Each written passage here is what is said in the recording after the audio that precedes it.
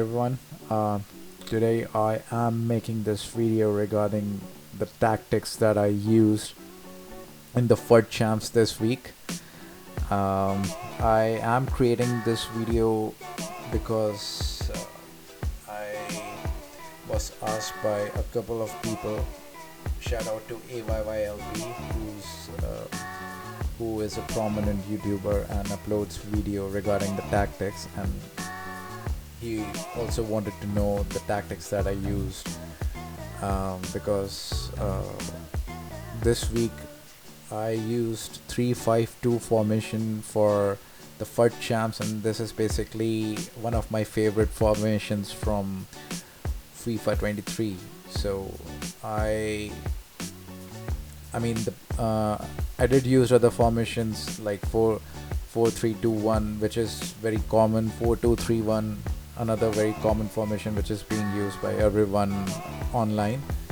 But those formations didn't work for me. At least with the players which I had, they were not working with me. So I wanted to go on with something new, which is more attacking based formation. And I just finished my FUT champs. I reached rank 4, as you can see. I usually reach rank 4, 3, 5, mostly 5, sometimes 4, and rarely rank 3. So now I'll go for the player picks, and after we are done with the player picks, I'll show you the tactics that I used this week to reach rank 4. I did lose some of the matches when I was playing in the afternoon. I don't know, the gameplay was bad. Maybe it's something with EA, or maybe I was not playing well, or even both. So the gameplay is very smooth if I play at night. For me, I do get, my winning percentage is higher when I play at night rather than when I'm playing in the afternoon or in the morning. I don't play EAFC very often, because I'm working most of the time, so I only play at night after my work hours, and I usually play for around 1 to 2 hours, mostly do the SBCs, or try to get new players, try to get as many good players as possible for the team. So moving on to the tactics now. So before we discuss about the tactics, this is the team I used. I am using Nkunku in place of Zola. Both of them are priced similar, but I prefer Nkunku over Zola because of the 5-star skill moves. I don't use skill moves too very often, but I'd prefer if my strikers have the 5-star skill moves, because sometimes when you have a very tight defense in the opponent team, then you need some players who can do the skill moves when you are around the D, and it makes it easier for you to create spaces and create angles where you can have a go at the goal. I was lucky enough to get the Mbappe card recently, and I do have Zola as well, because Zola, the height of Zola is not, it's around 5'6", so it's a good card. I use him as a super sub, but I prefer Nkunku over him. And I for the midfield I have Yaya Toure and Rudiger. So basically I don't use Rudiger in the midfield. I use him as a center back in the 3-man center backs, which I am going to use in my formation. And for Cancelo, this is the Evolutions Cancelo, and this is one of those cards that I prefer to use in the midfield rather than on as a wing back, as a full back. And the reason behind that is because he doesn't have a very high pace, but this guy works perfectly well in the midfield. His passing is good, and he is I mean, he works for. I mean, he works fine for me in the midfield. It depends. I mean, if anybody has this card, then they can try him in the midfield, or maybe if they have other fullbacks that they would prefer. So the other fullback that I think I can think of is Riise. So, anyways, now coming back to the tactics. This is very generic. The defensive style is going to be balanced.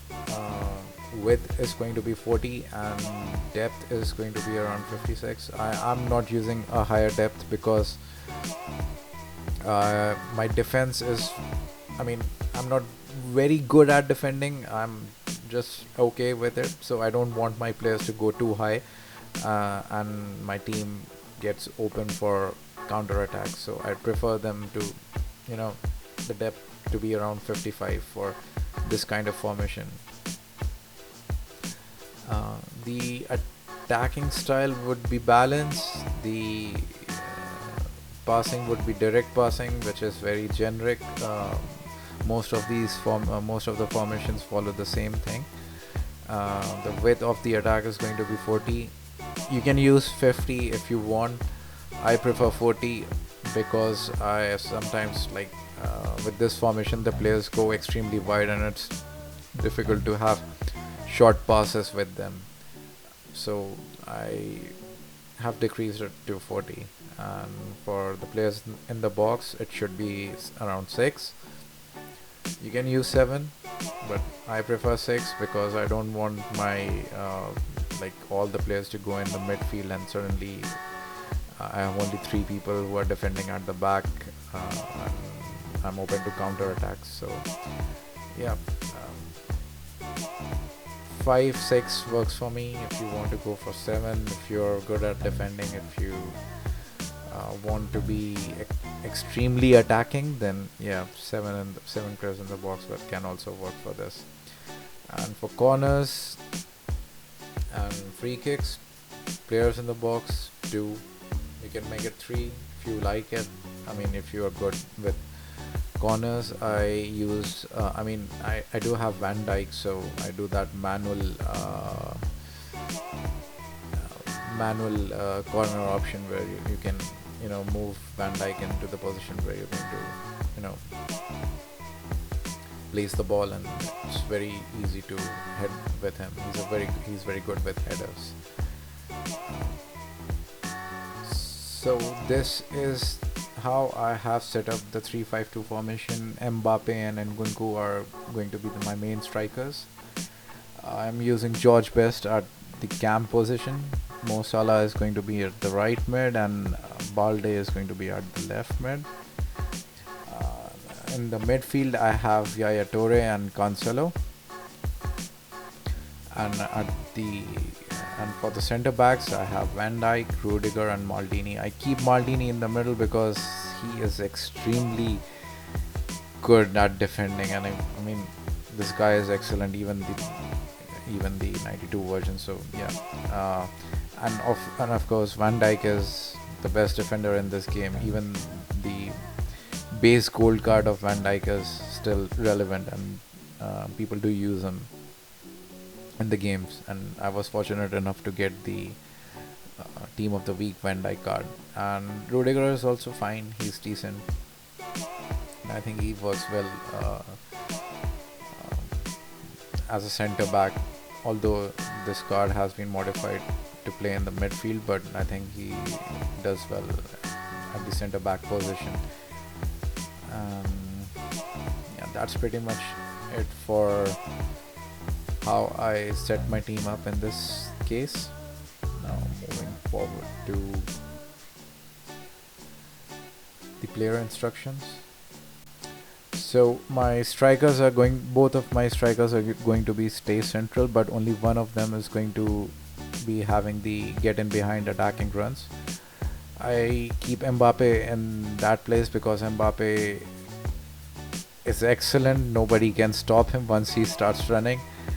Nobody will be able to catch him. And as far as for Nkunku, I prefer him to just stay central and not give him the instruction to get in behind.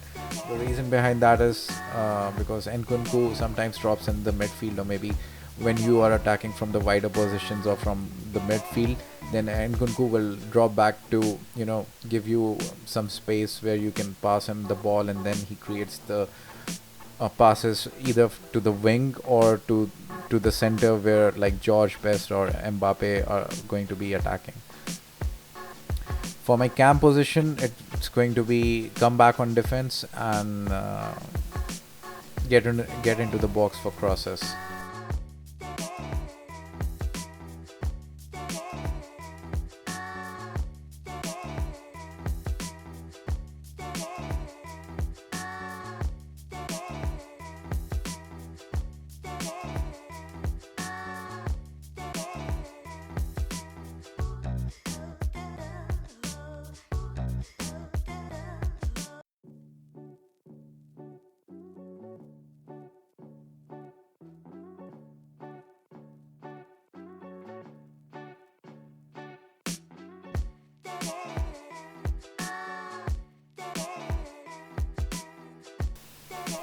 And as for my right mid, I will be keeping it for come back on defense and get into the box for crosses. And for my left mid, it's only come back on defense. So because I don't want Balde to get too much involved in the attack, and for Mo Salah, he is more of an attacking rather than as a defensive guy. So I'd prefer that he gets involved in the attack as much as possible. Although he does have a good, I mean, he does track back his opponents, but since his defensive stats are not good, so I would rather try to use him more into attack and less into defense in this case.